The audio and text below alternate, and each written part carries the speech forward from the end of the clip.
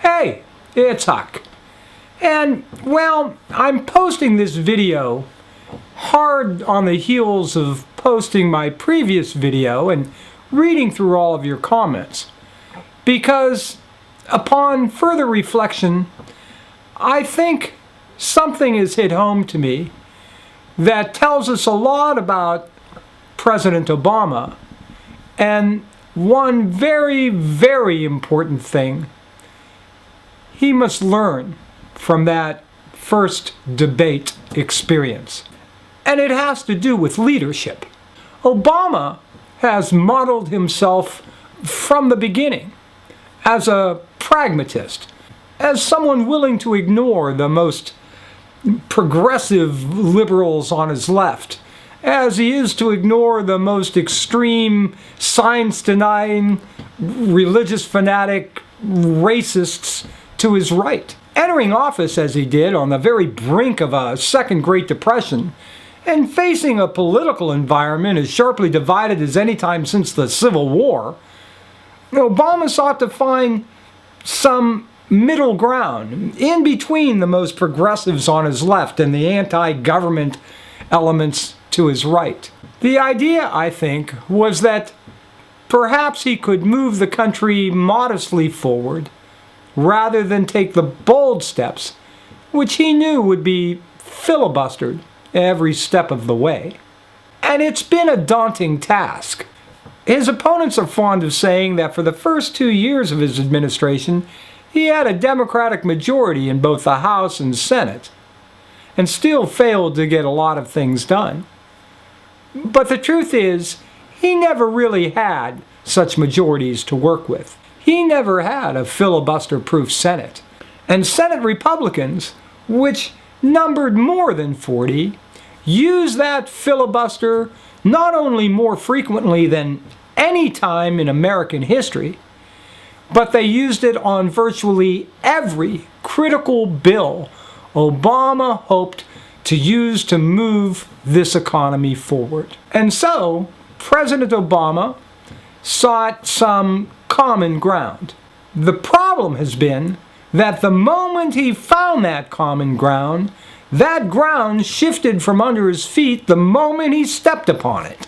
Republicans have been so focused the past 3.5 years on seeing Obama's record tarnished as failure that they have refused to go along with any policy, even policies of their own design, that might move this economy forward, that might resolve some intransient problem, or in any way possible achieve some amount of success that Obama could later claim as any kind of accomplishment.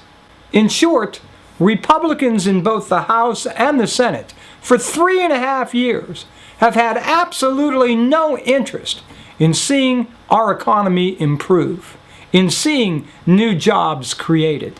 They have cheered every calamity, heralded every poor jobs report, and offered not a single legitimate jobs bill of their own, while working very hard to sabotage every new jobs proposal offered by Obama or Democrats in Congress, even ones they borrowed from them. And so, Obama has been forced to move in baby steps. In foreign policy, for the most part, Obama has excelled, killing bin Laden, ending the Iraq War, favoring strict sanctions with the world behind him against Iran rather than war, and boldly establishing a new policy in the Middle East, standing up for the oppressed rather than backing their oppressors. This cannot be understated, this new course in the Middle East. And while it is fraught with uncertainties, it is the right course for an America that prides itself on being the voice of freedom around the world. There are plenty of anti-American militias bred on years of hatred and mistrust of America, largely based upon our willingness as a nation to prop up their oppressors for our own selfish interests. And the only way that hatred and mistrust will eventually fade away is when we demonstrate to them our willingness to quit meddling in their affairs. Obama has made great strides on a number of other fronts, like gay rights, women's health issues, and women's pay equality. And while it's far from perfect, Obamacare is the first significant step toward what America should be seeking, a universal medical health care system that we've seen in more than 45 years. But here's the real lesson Obama must take from the experience of his first 3.5 years in office. And it's a lesson that was brought home vividly in that first debate he had with Governor Mitt Romney. And that lesson is, sometimes the pragmatic approach doesn't work. Sometimes, when it comes to things like creating millions of desperately needed jobs in this country, when it comes time to asking the biggest corporations enjoying record profits and the wealthiest individuals who have never had it so good to finally pay their fair share towards reducing this nation's debt and contributing a little something to those who have suffered the most, when common ground is yanked out from under him, it's a time to no longer be pragmatic, but to show bold leadership, to publicly call out your opponents for their obstinance and the failure of their policies, and to rally support behind your cause. One of the things that was truly inspiring about the Obama campaign of 2008 was the sheer energy from his supporters. As someone who's followed politics all his life, I haven't seen anything resembling that since the 1968 campaign of Robert Kennedy. There are some interesting parallels between the two campaigns, but perhaps most significant was the fact that they both came at a time of deep divisions within our country. Bobby Kennedy, for whatever reason, gave hope to millions of Americans that those divisions could be bridged. Not by himself, not by any one individual. No one can do that.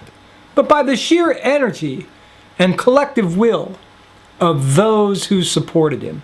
Obama, I thought, back in 2008, had the opportunity to muster just that same kind of support, to harness that same kind of energy to move this country forward. He never fully took advantage of it. Instead of enlisting this army of support to help him push through significant reforms, he largely ignored it, seeking instead for compromise and settling for little or none on many fronts. Doris Kearns Goodwin, the historian, has commented frequently on how Obama has studied and attempted to follow the examples of two of his favorite presidents, Abraham Lincoln and Franklin Delano Roosevelt. They, like Obama, faced some very daunting challenges. Lincoln, of course, faced the Great Civil War head-on, which parallels to a certain extent some of the great political divisions we see in this country today. But as well, Lincoln faced some very tough challenges regarding homeland security. And like Obama, had significant problems dealing with agents of terror, both here and abroad. Franklin faced the dual challenges of the Great Depression and, of course, the most significant war in more than a century. And while he found some support for his economic plans in the legislature, the U.S. Supreme Court absolutely was hostile to any of the legislation that eventually got through. On the war front, the legislature was adamantly against any pre-war preparations, fearing to antagonize Hitler in Germany, even to the extent that Franklin had great trouble trying to find a way to give some support to Great Britain, which was hanging on by its fingernails. Like Lincoln, Obama faced his challenges by first surrounding himself not with yes-men, but by filling his cabinet with some of his chief political enemies. And like Obama, who has taken some controversial steps for homeland security purposes, Lincoln went so far as to suspend habeas corpus. But Lincoln also took bold steps to call out his opponents. The war began, remember, when Lincoln chose to send relief supplies to the regiment stationed at Fort Sumter, South Carolina, forcing the South's hand. Lincoln could have avoided such a confrontation, either delaying that relief or even temporarily calling those men home, both of which would have probably at least delayed the onset of war. But he didn't. He knew that the attack on Fort Sumter would generate the kind of massive groundswell of support he needed in the North to launch the effort that ultimately would result in the reunification of the United States. In her book, No Ordinary Time, Doris Kearns Goodwin devotes many pages to the frustration of the very liberal Eleanor Roosevelt with her husband, who she felt wasn't doing enough for many of the domestic progressive causes she felt strongly about, including issues related to segregation, particularly in the military, and labor in this country. Like Obama, Franklin chose to work pragmatically, often ignoring many of these issues in order to get other things done with a sometimes hostile Congress he had to work with. But when push came to shove, Franklin also took very bold steps to get things done. He threatened to expand and stack the Supreme Court with liberal justices if the Supreme Court continued to strike down his progressive policies. And he overcame an isolationist Congress by eventually developing a Lend-Lease program with Great Britain to extend to them, basically cost-free, all the armaments, aircraft, artillery they needed to try to hold on against the relentless attacks of the German army. Like Obama, Roosevelt was the target of relentless attacks by his opponents. But Franklin Roosevelt took to the airwaves with his weekly radio chats and garnered the support of the American people for the proposals he pushed through.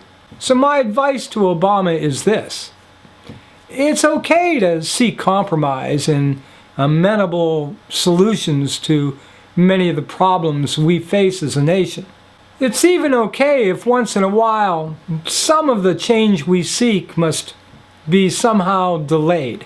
But on the most critical issues, like saving Medicare, preserving Social Security rather than see it privatized, creating the millions of jobs so desperately needed, and ending the Bush tax cuts and any talk of further tax cuts, on these critical issues, you have to be bold. You have to speak up. You have to call out your opponents for not just their obstruction, but for their preaching of failed policies, and rally the people behind your cause. And sometimes, not always, this has a funny way of working. Before the president spoke out in favor of gay marriage a few months ago, the idea of marriage equality in this country was going nowhere fast. 31 states had proposed ballot initiatives in which marriage equality was voted down by the American people. Since the president first spoke on his favoring marriage equality, Polls have shifted, and for the first time in American history, a majority of Americans favor marriage equality in this country. And for the first time ever, gay rights advocates are actually putting ballot initiatives on their states, knowing that they are likely to win. 3 states, Maine, Washington, and Maryland, are likely to pass gay marriage initiatives in this November election. That couldn't have happened had President Obama not lent his support to the cause. And so the true test of Obama's presidency has come at last. And it is a test of leadership. Most Americans, if you poll them issue by issue, far favor the policies charted by President Obama over the policies proposed by Governor Mitt Romney. Overwhelmingly, voters do not want to see Medicare turned over to a voucher program. Overwhelmingly, they don't want to see Social Security privatized. Overwhelmingly, they don't want to see more tax cuts given to the very, very rich. And overwhelmingly, they support construction projects that would finally repair our long-neglected roads, bridges, and dams in this country. They support the idea of putting our teachers back to work and eliminating tax cuts given to companies that ship jobs overseas. But all that overwhelming support does us absolutely no good if the president, when push comes to shove, isn't willing to fight for those causes. The people are crying out for a leader who will stand up and fight with them for the things they believe in. They will rally around that leader and fight with him because it's their fight too. But first, they're going to demand to see that the person they're fighting with is committed to making those changes rather than to see that person compromise it all away simply to avoid confrontation. The ball is in your court, President Obama. It's time for you to lead.